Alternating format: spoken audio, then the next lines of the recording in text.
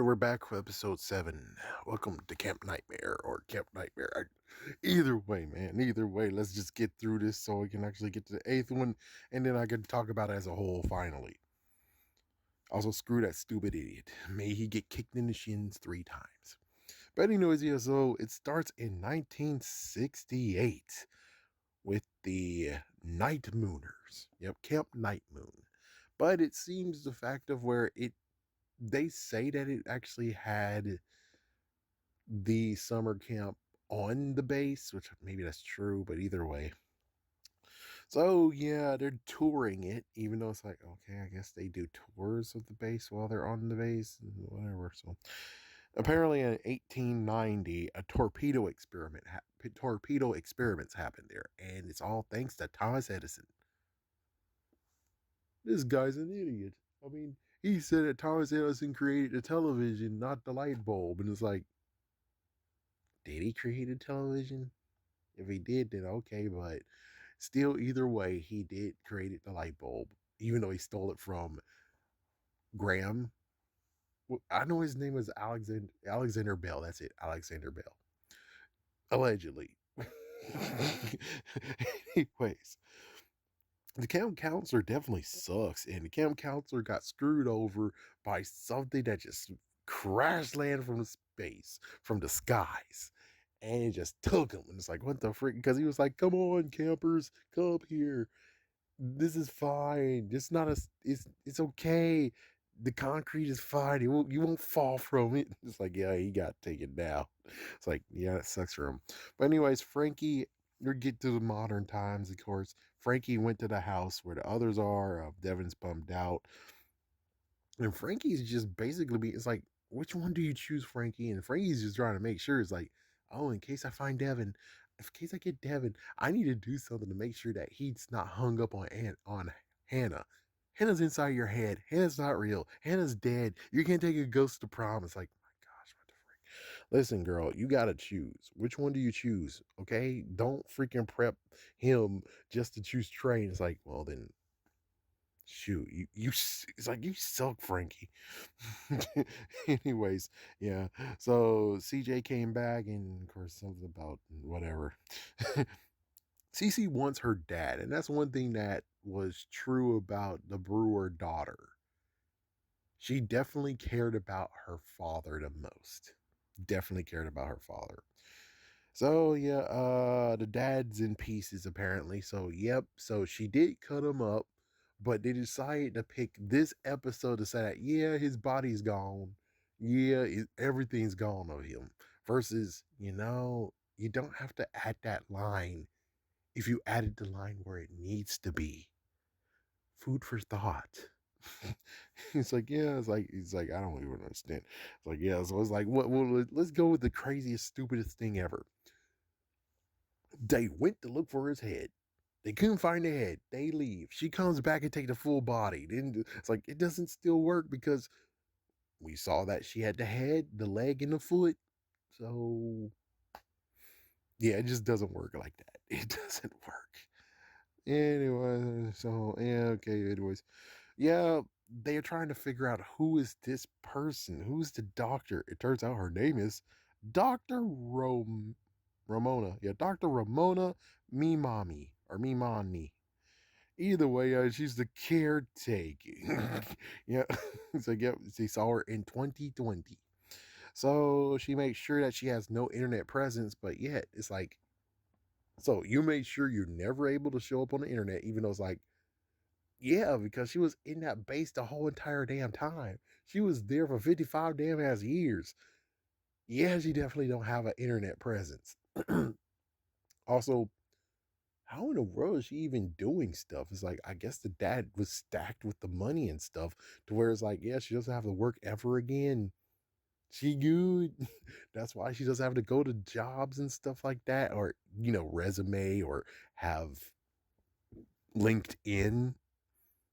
Instead, she's all good to go. Whatever. Anyways, but Dr. Avi Mamani or Mamami, he has a book. That's the only way you can find him is buy a book. We get to go back to Dr. Brewer. He's inside of his head. and it's a prison for him. Yep. You got this invisible freaking wall, and he threw a fire extinguisher. The fire extinguisher went through, but he can't go through it though. Meanwhile, Frankie actually goes to her mom with Trey and Devin, trying to find out who in the world is this person.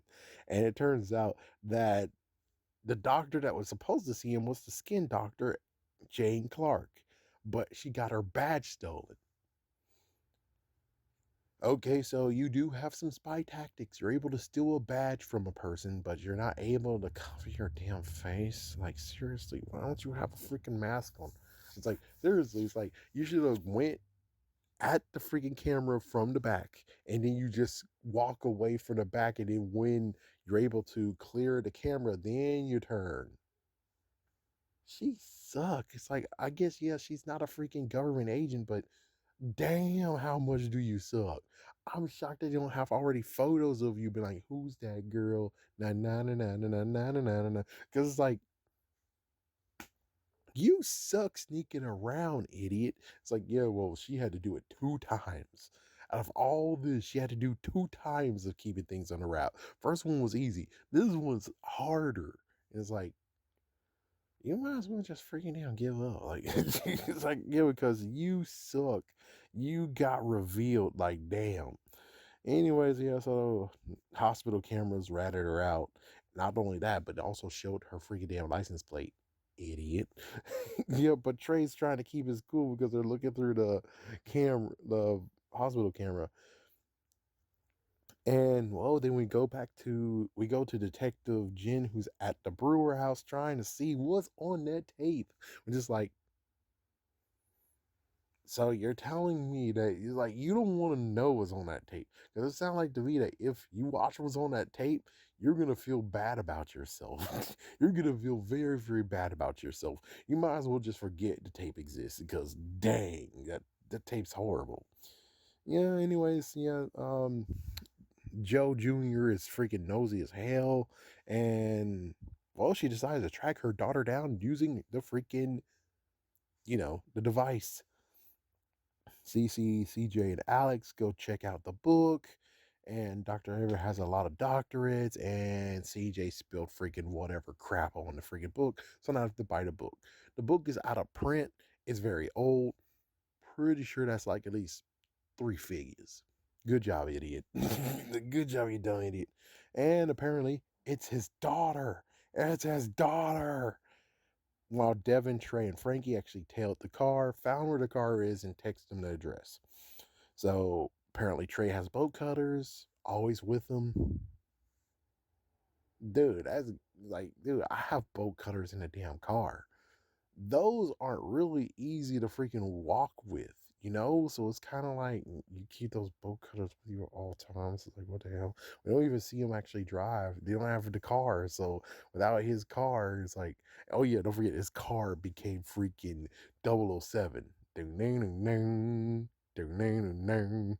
It's like, yeah, we don't even know what the car is. It's like, hey, hold on 1 second. The car was not grabbed by the damn freaking doctor, which means you suck. Because the car is either evaporated or it's like somewhere. It's like, frick, dude. So, anyways, let's see. So, they check out the warehouse, they look at the lab area. Devin actually was going into hazmat bin. It's easier to stop him because, well, there's his dad's clothes.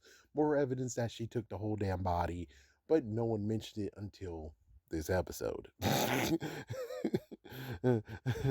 Trey decides to take a briefcase with some vials in it and is like, you're no scientist, man. CC found a journal starting from 1969.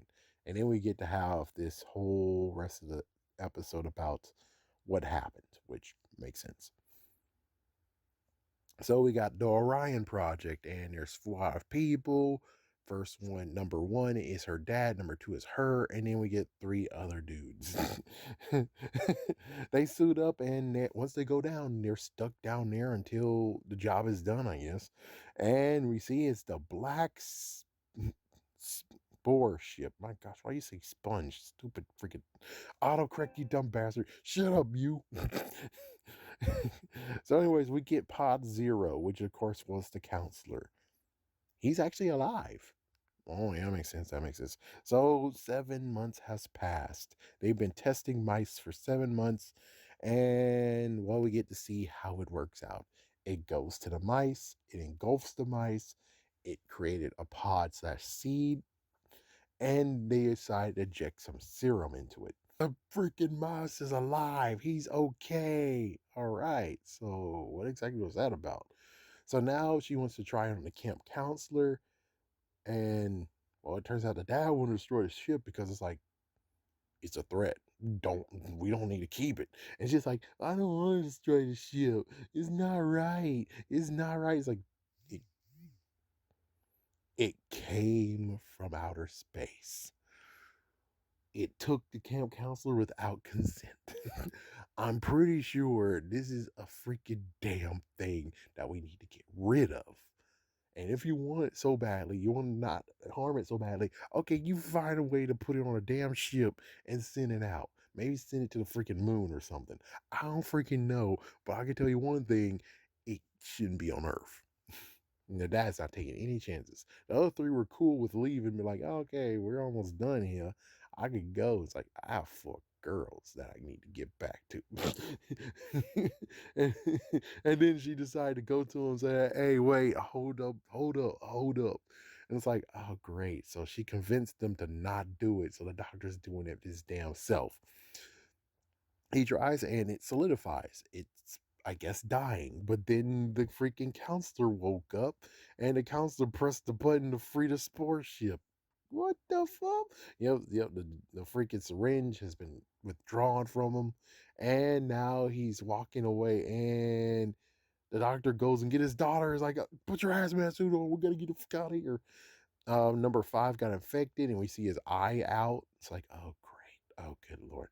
And the other two were just taken down. One was like impaled from in the back, and the other one is just crawling on the floor. So those two are trying to escape, but sadly the doctor got infected thanks to number five hitting him. So the freaking visor cracked. So he has no choice but to stay down there because he's definitely a goner with his eyes bleeding and she has to close it and now she has to contain it. He left her a note. It's like, my brilliant daughter. It's like, yeah, he said that at least 2 to 3 times. It's like, my brilliant daughter, oh my smart daughter. It's like,